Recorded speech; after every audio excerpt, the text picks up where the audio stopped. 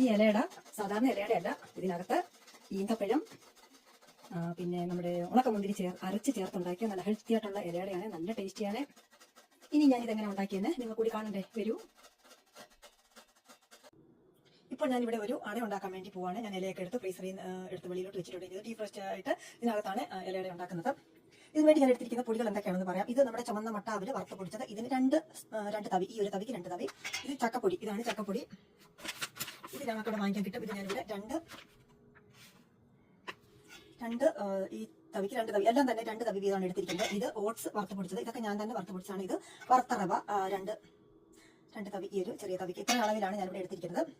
ഇനി ഞാൻ ഇതിനകത്ത് ചേർക്കാൻ പോകുന്നു മധുരത്തിന് വേണ്ടി ഞാൻ ചേർക്കുന്നത് ശർക്കരയോ തേങ്ങയോ അല്ല ശർക്കരയോ പിന്നെ ഷുഗറോ ഒന്നും തന്നെയല്ല, ഇതാണ് ചേർക്കുന്നത്. പിന്നെ നമ്മുടെ ഈന്തപ്പഴം, കുരു കളഞ്ഞ ഈന്തപ്പഴം ഞാനിവിടെ തലേദിവസം കുതിർക്കാൻ വേണ്ടി വെച്ചതാണ്. പിന്നെ കുറച്ച് റേസിൻസ് കൂടി ഇട്ടിട്ടുണ്ട്. ഇത് നമ്മളൊന്ന് അരച്ചെടുത്തിട്ട് ഇതിനകത്ത് മിക്സ് ചെയ്ത് തേങ്ങയും കൂടെ ചേർത്ത് മിക്സ് ചെയ്തിട്ട് കുറച്ചിട്ട് ഏലക്കപ്പൊടിയും ജീരകപ്പൊടിയും ഒക്കെ ചേർത്ത് ഇളക്കി ആണ് ഇന്നത്തെ ഈ അട ഇവിടെ തയ്യാറാക്കി എടുക്കുന്നത്. ഇനി ഒന്ന് ഡീഫ്രോസ്റ്റ് ആയിട്ട് വരുമ്പോൾ നല്ല ഗ്രീൻ ഇല തന്നെ ആയിരിക്കും.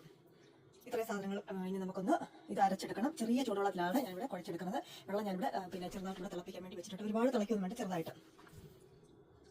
ഈ ആവശ്യത്തിനുള്ള ഉപ്പ് ചേർത്ത് കൊടുക്കാം. ചക്കപ്പൊടി, അവല്, റവ, ഓട്സ്, നമുക്കിതെല്ലാം കൂടെ മിക്സ് ചെയ്യാം. ഇനി മിക്സിയുടെ ജാറിലിട്ട് അരച്ചെടുക്കാം. ഇനി ഇത് അരച്ചെടുക്കാൻ വേണ്ടി പോവാണ്. നല്ലതുപോലെ കഴിയതിന് ശേഷമാണ് നമ്മളിവിടെ കുതിർത്ത് വെച്ചിരിക്കുന്നത്. അതേ വെള്ളത്തിലാണ് അരച്ചെടുക്കുന്നത്. ഇനി വെള്ളം വേണമെങ്കിൽ നമുക്ക് ഒഴിക്കാം. ചെറിയ ചൂടുവെള്ളമാണ് ഇവിടെ ഇരിക്കുന്നത്. എന്തുമാതിരി നമുക്ക് വെള്ളം വേണമല്ലോ, പിന്നെ കുറച്ചുകൂടെ വെള്ളം ഒഴിക്കുവാണ്.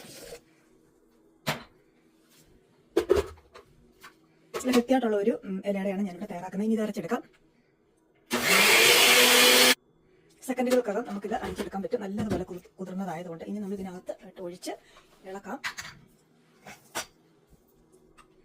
നല്ല മധുരമുണ്ട് ഇതിന്. പ്രത്യേകിച്ച് നമ്മൾ പിന്നെ ശർക്കരയോ ഒന്നും തന്നെയും ചേർക്കേണ്ട. റേസിൻസും ഈന്തപ്പഴമാണല്ലോ. ഇനി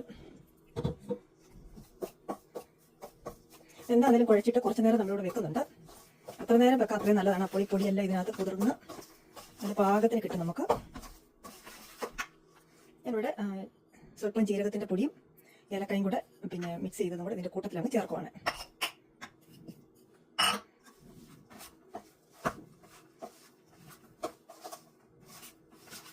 അത് ഇനി കൈ കൊണ്ട് ഇളക്കാം.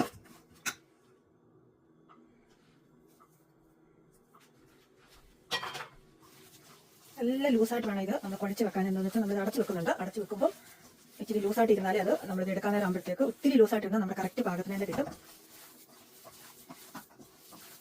നമ്മളിങ്ങനെ ഇലക്കകത്ത് ഇങ്ങനെ പരത്തിയാണല്ലോ ഇങ്ങനെ ഉണ്ടാക്കുന്നത്. അങ്ങനെ കുറച്ച് ലൂസ് ഞാൻ സ്വല്പം നെയ്യും കൂടി ചേർക്കുവാണ്. ഇതൊക്കെ ഓരോർക്ക് ഇഷ്ടത്തിനനുസരിച്ച് ചേർക്കാം. നമ്മുടെ ഇഷ്ടം നെയ്യൊക്കെ ചേർക്കാം.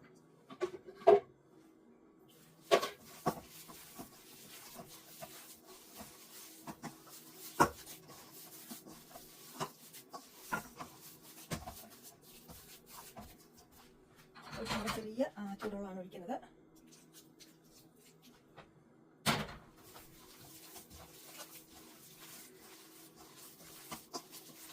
ഇത് റവയൊക്കെ ചേർത്തായതുകൊണ്ട് കുറച്ചു നേരം കഴിയുമ്പോൾ മുറിവ് പോയിരുന്നു.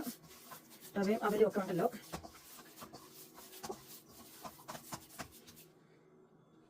ഇവിടെ കുറച്ച് നെയ്യും കൂടെ ചേർത്ത് തന്നെ ഇതുപോലെ നല്ല ലൂസായിട്ടാണ് ഞാൻ ഇവിടെ കുഴച്ച് വെക്കുന്നത്. നിങ്ങളത് കുറച്ചു നേരം കഴിയുമ്പോൾ നോക്കണം, നല്ല കട്ട പിടിച്ചിരിക്കും.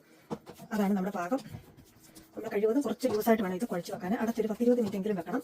എത്ര നേരം നമുക്ക് വെക്കാൻ സമയമുണ്ടോ അത്രയും നേരം വെച്ചോളുക. ഒരു കുഴപ്പമില്ല, നല്ലതാണ്. ഇനി ഞാനിത് അടച്ച് ഒരു 20 മിനിറ്റ് നേരമാണ് വെക്കുന്നത്. ആ സമയത്ത് എൻ്റെ പിന്നെ ഫ്രോസൺ ഇലയും ഡീഫ്രോസ്റ്റ് ആയിട്ട് കിട്ടും. ഇപ്പോൾ ഞാനിത് കുഴച്ച് വെച്ചിട്ട് അരമണിക്കൂർ നേരം കഴിഞ്ഞു. എൻ്റെ ഇലയെല്ലാം ഫ്രീസറിൽ നിന്ന് കഴുകി വെച്ചിരിക്കുന്ന ഇലയെല്ലാം ഉണ്ട്. എന്നിട്ട് ഒന്നേലൊന്ന് തൊടാതെ ഇരിക്കുന്നുണ്ടോ. ഇനി നമുക്ക് ആവശ്യത്തിനുള്ള ഇല എടുത്ത ശേഷം ഇനി ഇലയിൽ പരത്തി നമുക്കിത് ആവിയിൽ വെച്ച് വേവിച്ചെടുക്കാം. ഞാനിവിടെ ചെറിയ ചൂടുവെള്ളത്തിലാണ് കൈയൊന്ന് മുക്കിയതിന് ശേഷം. ഇനി വളരെ ഈസിയാണ്. ഇതിനകത്ത് നമ്മൾ ഇനി ഒന്നും തന്നെയും ചേർക്കേണ്ട, എല്ലാം ചേർത്ത് വെച്ചിരിക്കുന്നതാണ്. നല്ല കറക്റ്റ് പാകത്തിലാണ് ഇപ്പോൾ ഇതിരിക്കുന്നത്. എത്ര ലൂസായിട്ട് നമ്മൾ വെച്ചാലും വേണ്ട, കുറേ കഴിയുമ്പോൾ വേണ്ട നല്ല കറക്റ്റ് പാകമാവും. ഇനി നമ്മൾ ഒരു ഉരുള എടുത്ത് ഇങ്ങനെ പരത്തി ഇലക്കകത്ത് പരത്തി മടക്കി ആവിയിൽ വെച്ച് നമുക്കിത് വേവിച്ചെടുക്കാം.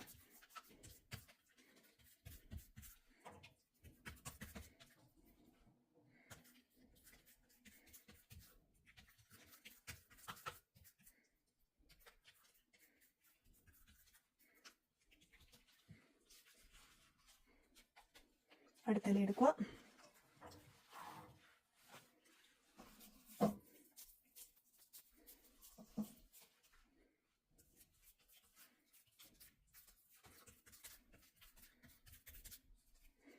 നല്ല മധുരമുണ്ട് ഈ മാവിന്. എന്നുവെച്ചാൽ ഇഷ്ടംപോലെ ഞാനിവിടെ റൈസിൻസും അതുപോലെ ഈന്തപ്പഴം ഒക്കെ അരച്ച് ചേർത്തത് കൊണ്ട് നല്ല മധുരമുണ്ട്. പിന്നെ ആവശ്യത്തിനുള്ള തേങ്ങയും കൂടെ ചേർത്ത് മിക്സ് ചെയ്തിട്ടുണ്ട്. നടുക്കൊന്നും നമ്മൾ വെച്ചില്ലെങ്കിൽ പോലും ഇങ്ങനെ ചേർത്ത് നമുക്ക് കഴിക്കാം. ഡയബറ്റീസുകാർക്കൊക്കെ കഴിക്കാം. ഒരുപാടൊന്നും കഴിക്കരുതെന്നേ ഉള്ളൂ. നമുക്ക് 2 എണ്ണമൊക്കെ കഴിക്കാം. ഒരു സമയം 2 എണ്ണമൊക്കെ കഴിക്കാം ഇത്. പിന്നെ ഇതിൻ്റെ നടുക്കും തേങ്ങയും ശർക്കരയൊക്കെ വെക്കാൻ താല്പര്യമുള്ളവർക്ക് അങ്ങനെയും ചെയ്യാം. പക്ഷേ ഇതിൻ്റെ ഒന്നും ആവശ്യമില്ല. ഇത് മാത്രം മതി. ഇനി ഇത് ആവിയിൽ വെച്ച് വേവിച്ചെടുക്കാം. ഇപ്പം ഞാനെല്ലാം തന്നെ ഇവിടെ ഇലക്കകത്താക്കി. ഇനി നമുക്കിത് ആവിയിൽ വെച്ച് വേവിച്ചെടുക്കാൻ വേണ്ടി ഇഡലി പാത്രത്തിൻ്റെ അടുത്തോട്ട് പോകാം.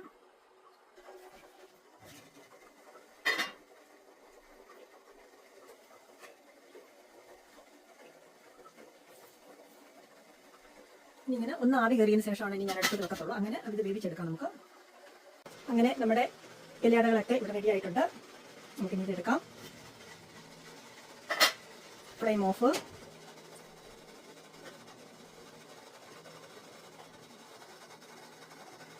അങ്ങനെ നല്ല വെറൈറ്റി ആയിട്ടുള്ള നമ്മുടെ ഈന്തപ്പഴം റൈസിനൊക്കെ അരച്ച് ചേർത്ത നമ്മുടെ ഇലയുടെ ഇവിടെ റെഡിയായി. നല്ല ടേസ്റ്റിയാണ്, ഹെൽത്തിയാണ്.